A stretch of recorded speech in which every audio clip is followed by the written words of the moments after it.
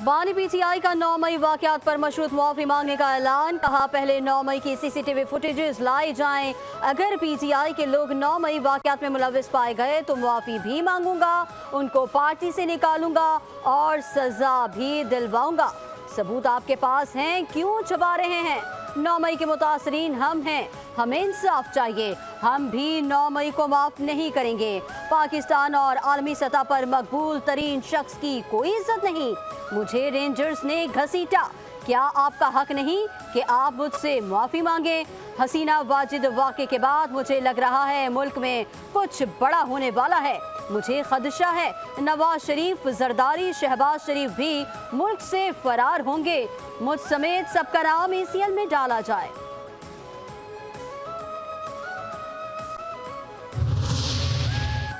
बानी पीटीआई ने शेख मुजीब को हीरो बनाकर पेश किया। एक मुजस्मा क्या गिरा, पीटीआई ने बयानिया ही बदल लिया। वफाकी वजीर इत्तलात तथा तारड़ का तंज बोले, एक सियासी जमात की जानिब से 1971 के हवाले से भी सियासी पॉइंट स्कोरिंग की गई। तहरीक इंसाफ के बदलते बयानिए ने चकरा कर रख दिया है। हुकूमत बांग्लादेश के अवाम के साथ है, उनका बाहर निकलना सराहे जाने के काबिल है। बांग्लादेश के अवाम ने जिस जदोजहद और जिस अज़्म का मुजाहिरा किया वो काबिल तारीफ है।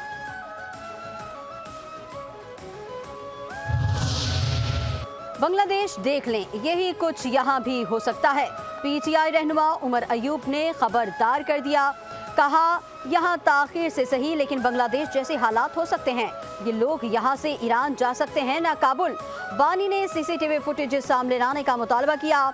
सीसीटीवी फुटेज सब कुछ आया कर देगी। हम तो लोगों को रोक रहे थे, बताया था कि अंदर ट्रैप है। 9 मई को हमारा रोकना किसी को नजर क्यों नहीं आया? फुटेज सामने आएगी तो दूध का दूध और पानी का पानी हो जाएगा।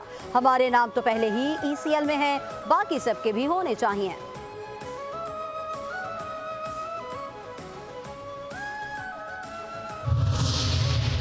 ये कभी गिरबान पकड़ते हैं, कभी पाँव। खान साहब, मशरूत मुआफ़ी मांगने से बेहतर है गैर मशरूत मुआफ़ी मांग ली जाए। लीगी रहनुमा तलाल चौधरी का बानी पीटीआई के बयान पर रद्द-ए-अमल। कहा, सानेहा 9 मई का एतराफ़ जुर्म करने वाला अब सबूत मांग रहा है। 9 मई के दिन कोर कमांडर हाउस के बाहर बानी पीटीआई की तीनों बहनें, भांजा और पार्टी रहनुमा मौजूद थे। सीसीटीवी फुटेज में कोर कमांडर हाउस के बाहर उनके लीडर भी देखे जा सकते हैं। उनकी सियासत हमेशा से जलाओ घेराव पर मबनी रही है। मुआफी आप मांगें क्योंकि आपने हम पर जुल्म किए। अटियाला जेल में बानी पीटीआई से मुलाकात के बाद उनकी हमशीरा अलीमा खान की गुफ्तगू। कहा, बानी ने कहा है मीरा और नवाज शरीफ का तोशाखाना केस साथ चलाएं। बानी पीटीआई इलेक्शन कमीशन से अपना जायज हक मांग रहे हैं। अब ये इलेक्शन कमीशन की आईनी जिम्मेदारी है कि इन केसेस पर जल्द फैसला करे। मुआफी गलती की होती है, जुर्म की सजा होती है। बानी पीटीआई की मशरूत मुआफी के बयान पर वजीर आला पंजाब मरियम नवाज का रद्द-ए-अमल। कहा, अपने ही मुल्क पर हमला करने को दहशतगर्दी कहते हैं, गलती नहीं। बांग्लादेश की अबूरी हुकूमत आज हल्फ उठाएगी। अबूरी हुकूमत की जिम्मेदारियां संभालने के लिए डॉक्टर मोहम्मद यूनुस पेरिस से ढाका रवाना। कहा, मुझे अपने मुल्क के लिए जो भी करना पड़ा करूंगा। अवाम पुरसुकून रहें और हर किस्म के तशद्दुद से परहेज करें। डॉक्टर मोहम्मद यूनुस ने भारत को भी आईना दिखा दिया। बोले, भारत के बांग्लादेश के गलत लोगों के साथ अच्छे ताल्लुकात हैं। भारत को चाहिए अपनी खारिजा पॉलिसी पर नजरसानी करे।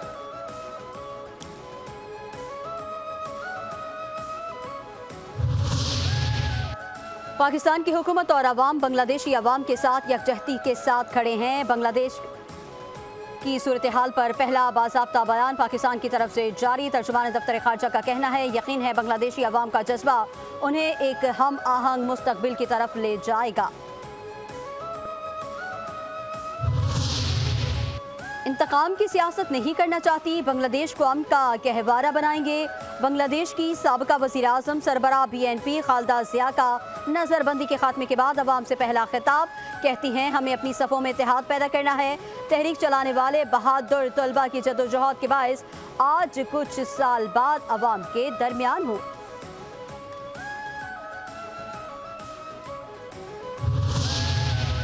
बांग्लादेश में पुरतशद्दुद वाक़यात के बाद शेख हसीना वाजिद की पार्टी से वाबस्ता 29 अफराद की लाशें बरामद। अवामी लीग से वाबस्ता अफराद के घरों और कारोबारी मराकज़ में तोड़ फोड़ और लूट मार।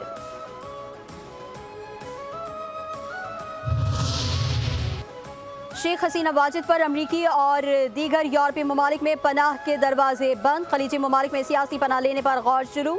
हसीना वाजिद अब मुत्तहदा अरब इमारात या सऊदी अरब में सियासी पनाह लेने पर गौर कर रही हैं। जमात इस्लामी और हुकूमती कमेटी के दरमियान रावलपिंडी में दोबारा मुज़ाकरात। वफाकी वज़ीर इत्तलात अता तारड़ ने कहा, जमात इस्लामी के साथ बहुत से मामलात पर इत्तेफाक हो गया, मजीद मामलात पर इत्तेफाक होना है। आज शाम जमात इस्लामी के साथ मजीद एक नशिस्त होगी। मार्च करना जमात इस्लामी का जमहूरी हक है। वज़ीर आज़म का एजेंडा है कि हमने बिजली की कीमतें कम करनी हैं। IPPs के मामलात की जांच पड़ताल के लिए टास्क फोर्स का क़याम अमल में आ चुका है। वज़ीर आज़म शहबाज शरीफ इन इक़दामात पर अमल पैरा हैं। जमात इस्लामी का मुतालबा हमारा एजेंडा है।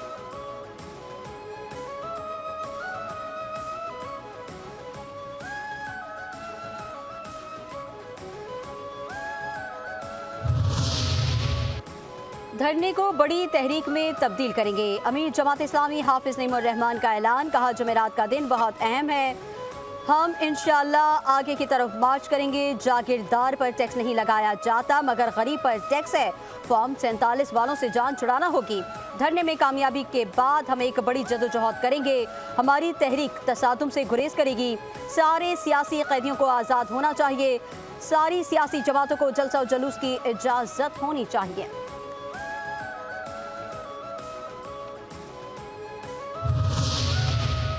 जद्दा में OIC एग्जीक्यूटिव कमेटी का इजलास। पाकिस्तान की डिप्टी वज़ीर आज़म इसहाक डार, रुकन असम्बली, रुकन इस्लामी ममालिक के वज़राए ख़ारजा की शिरकत। OIC का गाज़ा में जंगबंदी का मुतालबा। इसहाक डार ने खिताब में कहा, फ़लस्तीन में जारी इसराइली जारहियत पूरे खित्ते को अपनी लपेट में ले सकती है। तेहरान में इस्माइल हनिया के कत्ल ने कशीदगी को बढ़ा दिया। इस मामले पर मज़म्मत से बढ़कर इक़दामात उठाने होंगे।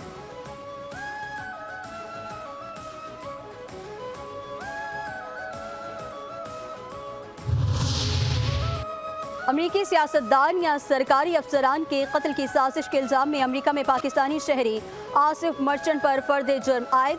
अमरीकी महकमा इंसाफ के मुताबिक 46 साला आसिफ मर्चेंट के ईरानी हुकूमत से मुबैना रवाबित हैं। आसिफ मर्चेंट पर इल्ज़ाम है कि वो किराए के कातिल से मिलकर कत्ल की मनसूबाबंदी कर रहा था। जिन किराए के कातिलों से राबते में था वो दरअसल अंजर कोर FBI एहलकार थे। आसिफ मर्चेंट को 12 जुलाई को गिरफ्तार किया गया जब वो अमरीका से बाहर जाने की कोशिश कर रहा था।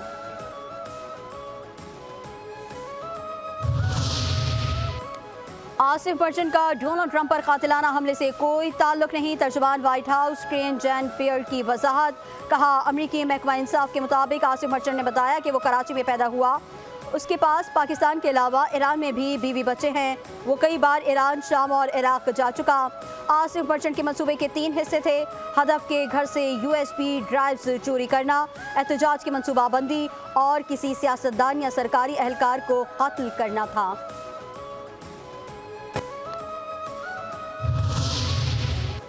तर्जुमान दफ्तर खारजा मुमताज़ जहरा बलोच कहती हैं, आसिफ मर्चेंट से मुतालिक मीडिया रिपोर्ट्स देखी हैं, अमरीकी हुकाम के साथ राबते में हैं, मामलात पर मज़ीद तफसीलात का इंतज़ार कर रहे हैं। बाज़ाब्ता रद्द अमल देने से पहले आसिफ मर्चेंट के माजी से मुतालिक मालूमात की तौसीक चाहते हैं। तहरीक इंसाफ ने इलेक्शन तरमीमी एक्ट सुप्रीम कोर्ट में चैलेंज कर दिया। बैरिस्टर गौहर अली खान ने आईनी दरख्वास्त सुप्रीम कोर्ट में दायर कर दी। इलेक्शन तरमीमी एक्ट को कलअदम करार देने की इस्तदा। वफाक और इलेक्शन कमीशन को फरीक बनाया गया। इस्तदा की गई, इलेक्शन कमीशन को मखसूस नशिस्तें दूसरी जमातों को अलॉट करने से रोक दिया जाए। ख़वातीन गैर मुस्लिम की मखसूस नशिस्तें तहरीक इंसाफ को अलॉट करने का हुक्म दिया जाए।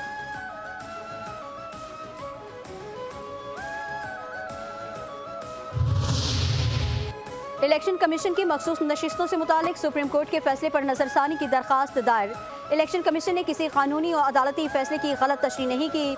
सुप्रीम कोर्ट के फैसले पर मनो अन अमल किया। सुप्रीम कोर्ट आर्टिकल 218 में मुदाखलत नहीं कर सकती। दरखास्त में मौक़िफ़ इंसाफ के तकाज़ों के लिए सुप्रीम कोर्ट फैसले पर नजरसानी की इस्तदा।